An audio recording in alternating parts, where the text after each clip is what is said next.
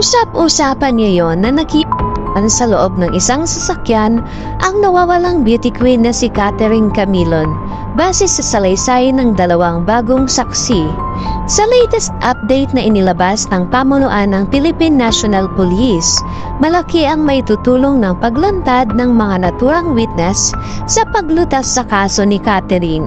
Nitong nagdaang November 5 lang daw lumantad at nakipagtulungan ang dalawang saksi sa CIDG halos isang buwan matapos mabalitang nawawala ang beauty queen.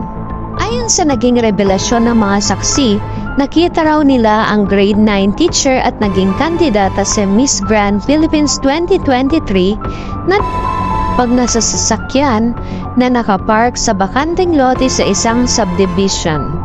Positibo ring kinilala ng mga saksi ang isang pulis na itinuturing na person of interest sa kaso ni Catherine, ayon sa ulat ng 24 oras ng GMA.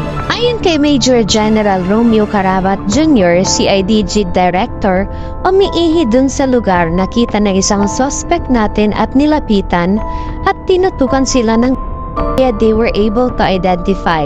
Anya pa, isa sa mga tinitingnan nilang motibo ngayon ay ang relasyon ng biktima at isa sa mga suspect.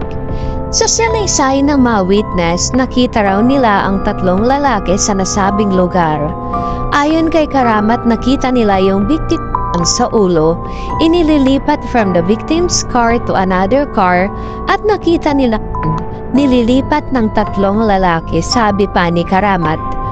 Our regional advisory group gallery ng CIDG, they positively identified and they were very certain about it na yun talaga yung nanutok sa kanila through his tattoos at saka yung physical features nila na mukha nila talaga. Sa ngayon, hindi pa rin tumitigil ang mga operatiba ng CIDG sa pagkalap ng karagdagang ebidensya para mas lalo pang mapagtibay ang mga kasong isasampa laban sa mga suspect. Nauna rito, sinabi ni PNP Chief Police General Benjamin Acorda Jr. na may significant progress na raw sa paghahanap ng mga miyembro ng CIDG kay Catherine.